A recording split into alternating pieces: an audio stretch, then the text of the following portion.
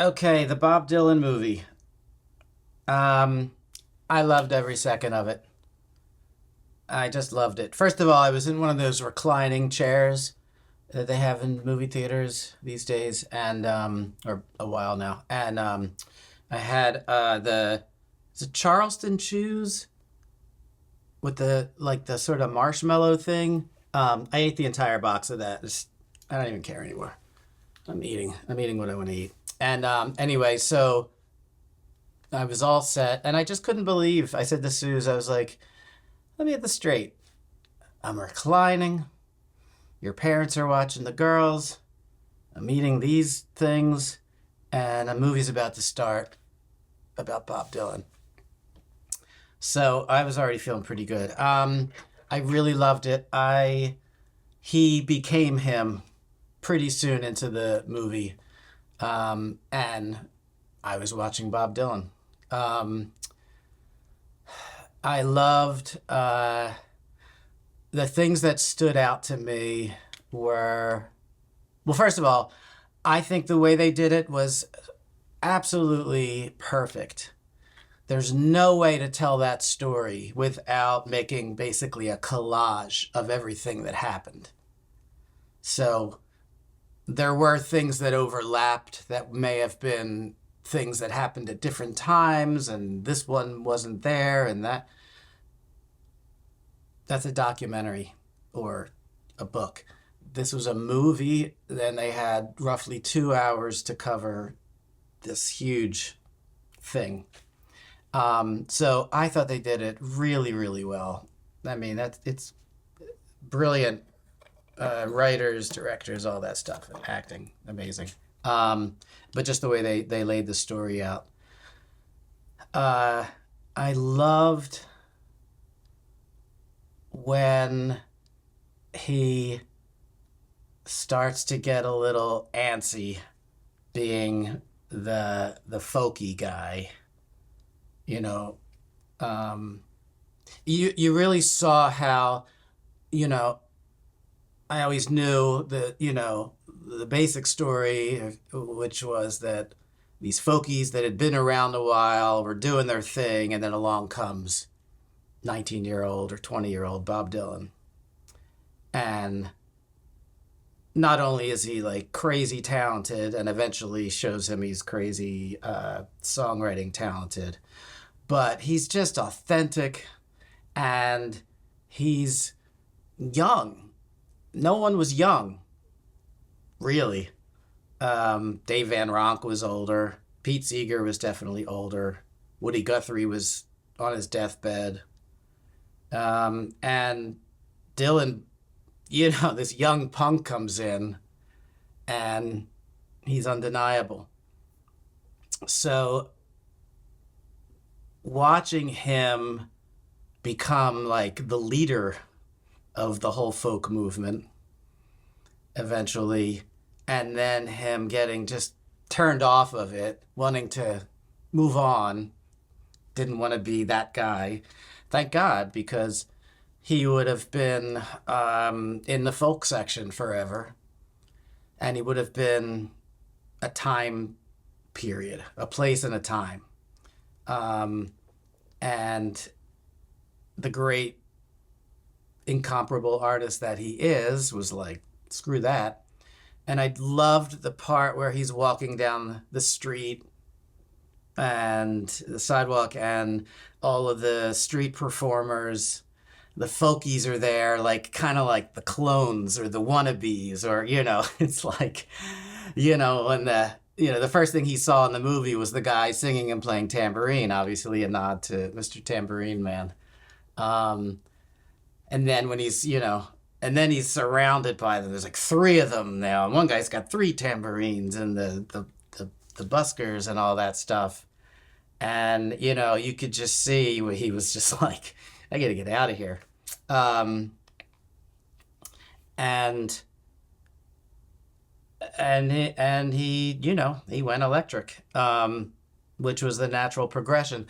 The other people, the icons of folk, Joan Baez, Pete Seeger, you could compare and contrast. You could really see that such a huge difference between all of them and him, between them and him, which was they they never changed, and you know, rightly so.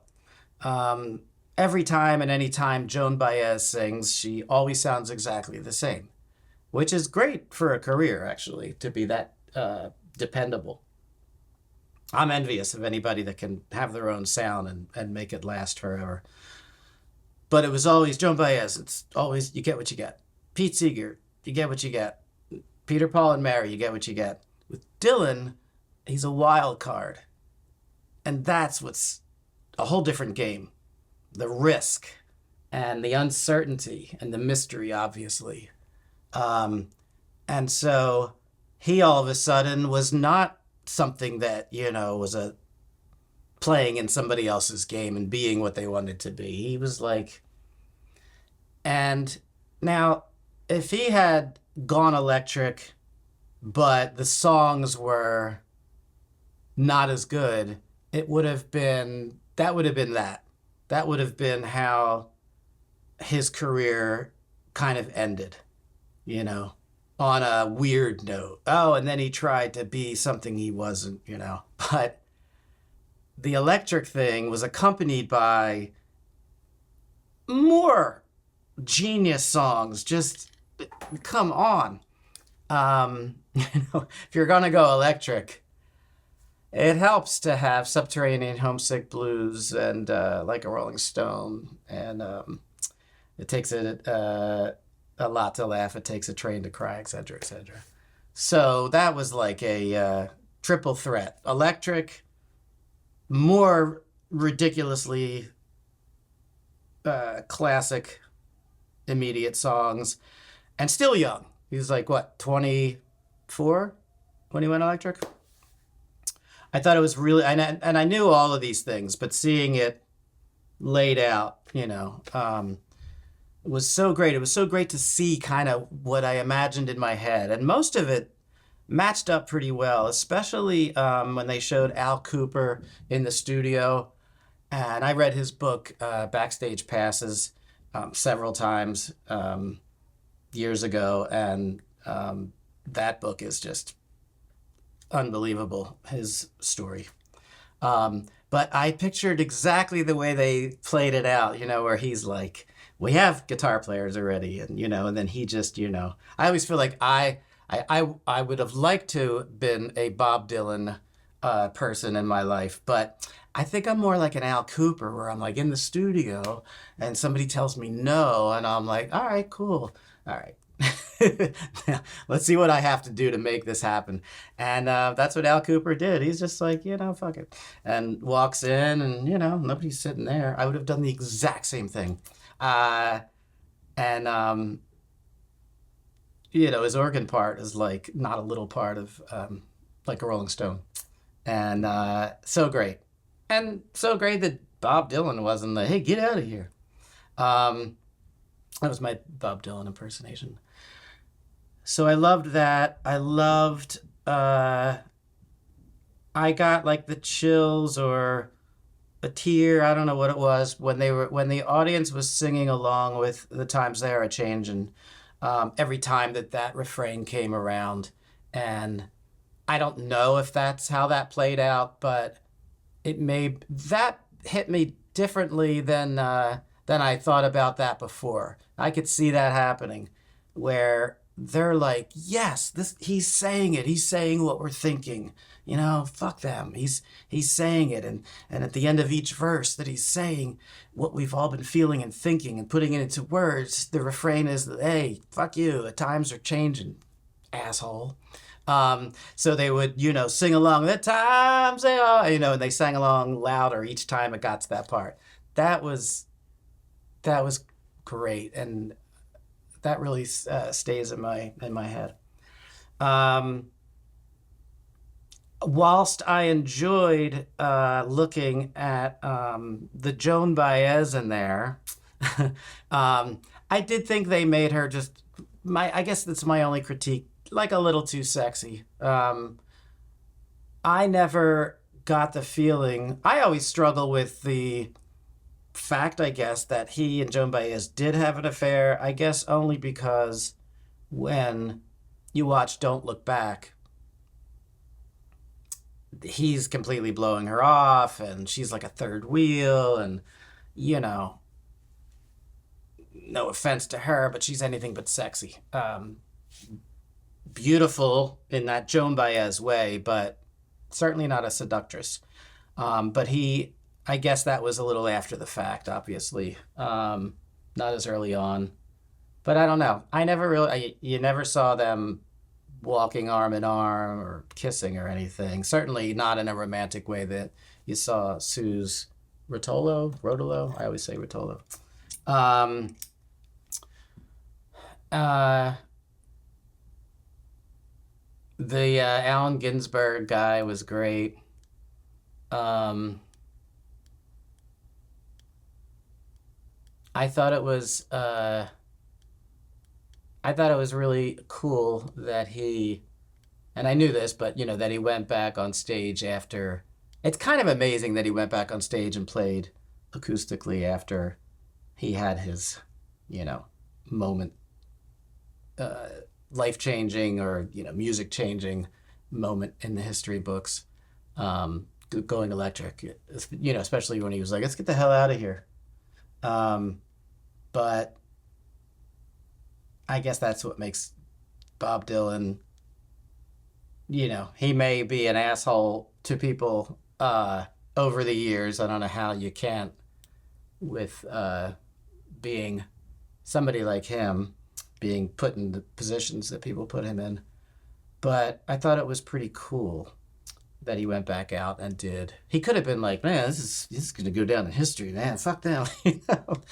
But and I don't know if it was Pete Seeger's wife that really got him to go back on, but the integrity thing was pretty notable. I met Pete Seeger once when I was a kid. I went to see him, and my parents took me to see him and Arlo Guthrie. And after the show, I went up to him.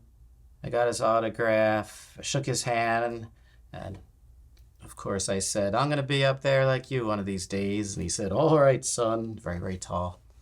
Um, and what a great movie. And it's so great that this movie exists so that people don't have to uh, flunk classes in high school like I did and junior high because they were busy reading all these Bob Dylan books and David Bowie books, and some Beatle books. That it's like, you know what? Just sit in this dark room for 2.5 hours, and then you'll get the Bob Dylan thing. It'll all make sense. And then you can say or think or feel whatever you want. It's just great that it exists, and so great that people in their teens and 20s are seeing it, because there's like a young dude playing him, and he's playing a young dude. And the last thing I want to say about it, and I've done a lot of thinking about this, is that I actually wrote this part down somewhere. I'll try to remember what I was thinking, but here it is.